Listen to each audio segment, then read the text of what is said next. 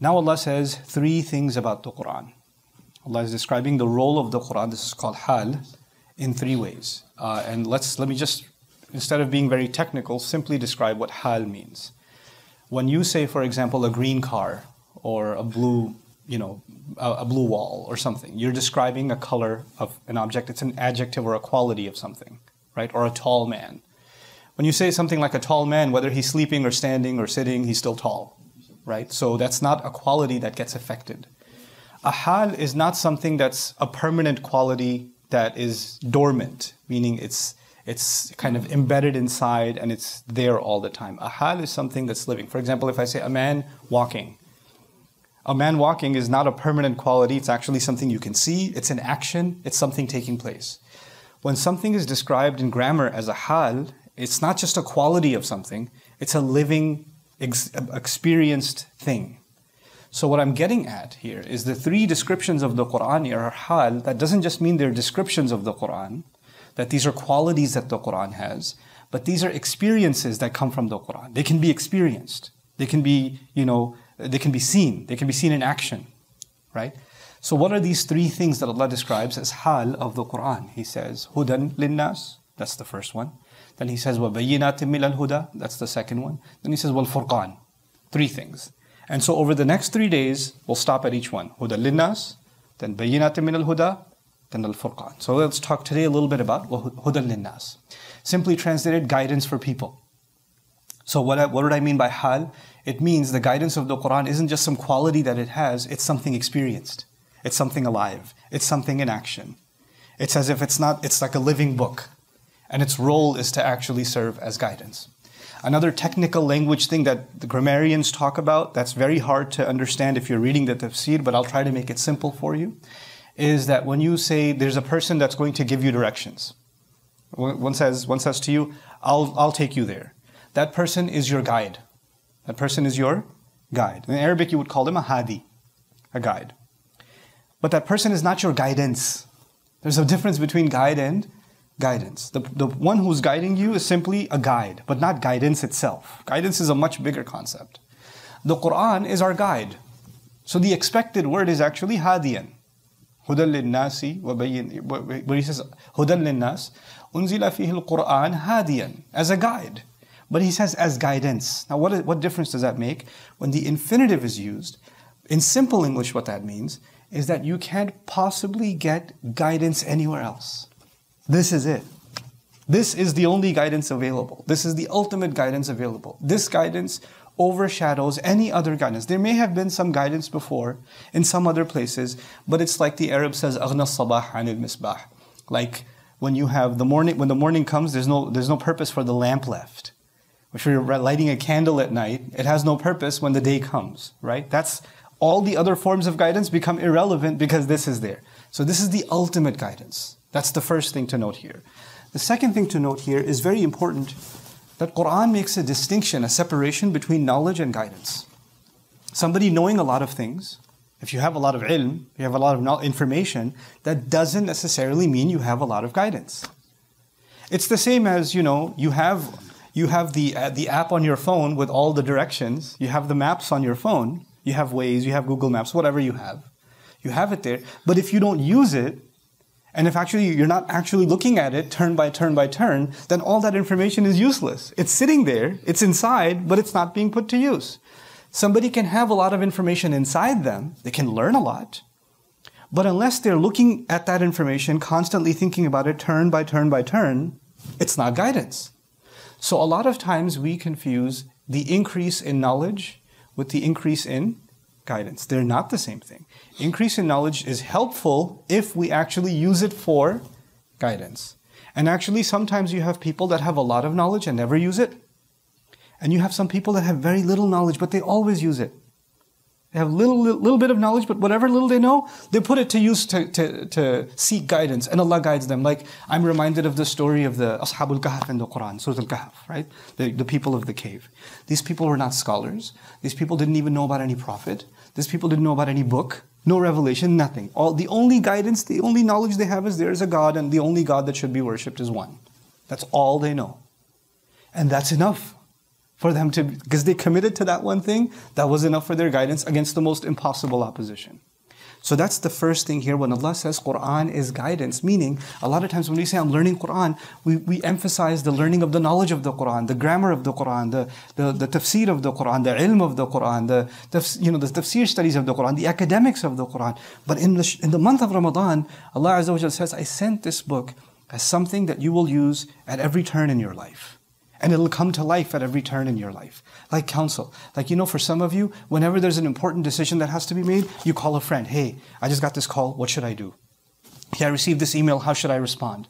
I have this offer. What should I take this job or not take this job? You have someone in your life that you go to at every important turn. You text them right away. That's the kind of role Quran wants to play in your life, in my life. There's a choice that comes. I'm going to look in Allah's book. What would Allah want me to do? And that guidance will come to life. It'll actually come to life. That's actually the role of Allah's book. Hudan linnas. Now the last portion of this, which is linnas. For people. Allah is describing here, some people, as they get closer to religion, they think, well, if I come to the Quran, then things are going to get harder for me. Because Quran's going to want me to do things that are hard, that are my feelings go this way, but Quran wants me to go that way. Right? So it's going to be uncomfortable. It's going to make things more difficult. Allah says in this ayah, this guidance that Allah has offered in the Quran is for your benefit. It's for the benefit of all people. And that all people is so important because the devil comes to people and says, Quran is good for that person, this religious person over here, this guy has a long beard, it's good for him. But, I have a different problem. Quran can't guide me. It's for them. I have a different situation. Allah says this is guidance for all people, Muslim, non-Muslim, religious, not religious, knowledgeable, not knowledgeable, practicing, not practicing. It doesn't matter. Allah sent this book to guide the hearts and the minds of anyone who wants to seek its guidance. And it will come to life for them. And it will be there for their benefit. The lam here is for benefit. In other words, whatever guidance Quran gives you, the guarantee is that is the better road for you. That's actually, no matter how painful it looks, no matter how excruciating it looks, no matter how much you tell yourself, I can't possibly do this. This may be something somebody else can do, I can't do it. Allah says every single human being can do what I'm asking them in this book. They're capable of it. If they were not capable of it, Allah would not make Quran for all of humanity. Allah would make Quran for some people. But Allah made Quran for all of humanity. All of them. At whatever level they are. However far they are from Allah, however close they are to Allah, Quran is still guidance for their benefit. So long as they are breathing, Allah has not given up on them, Quran is still a light for them. Some people might say, well, you read the Quran and you might get guidance. I don't think Allah will give me. Allah just opened the invitation. Allah said, this is something that will be alive for you constantly. Now, this one short piece that I want to add to this, on linnas, for people, for the benefit of people. You see, the way we give guidance, the way we offer the message of the Quran, we have to think of one thing before we think of anything else. How is this going to benefit someone else? Allah, His priority is the benefit of people. Is the benefit of people. Which means your priority and my priority should constantly be what? The benefit of people. If the conversation is not going to be beneficial, then you shouldn't be having that conversation. The way in which Quran is presented, the way in which we share its message needs to be a way in which that people can see that you're saying this for my benefit. When you're yelling at someone, when you're insulting someone, you say, I'm doing this for your own good. Nobody thinks you're doing it for my good, bro. If you were doing this for my good, you wouldn't be talking so badly. You see? So when Allah says it's for the benefit of people, there's a mercy that entails in it. Here's the last thing. The month of Ramadan, the Muslims are very focused on themselves. Worship, fasting, iftar, taraweeh, you're constantly around. Some people take off from work. They say, I'm not going to go to the office. I'm not going to talk to my friends. I'm not going to do anything else. Did Allah say that this is a month for the believers? This is guidance for the believers? Allah said about this month that this is guidance for who? All of humanity. The devils are chained in this month, right? The shayateen are chained. When the shayateen are they chained only for the Muslims or for everybody? They're chained for everybody. They're chained for everybody. Which means there's somebody who, if you shared the message of Allah with them in this month, shayateen will not bother them. They'll actually listen. Their heart will be closer. This is an opportunity to share the message of the Quran in this month. In this month. the angelic presence, the divine presence, the special blessings are so powerful. If there was ever a time you would share something about the Quran with your non-Muslim friends, from the friends that have distanced or drifted away from religion, with those people, if you were ever going to share something for their benefit from Allah's words, this would be the month to do it.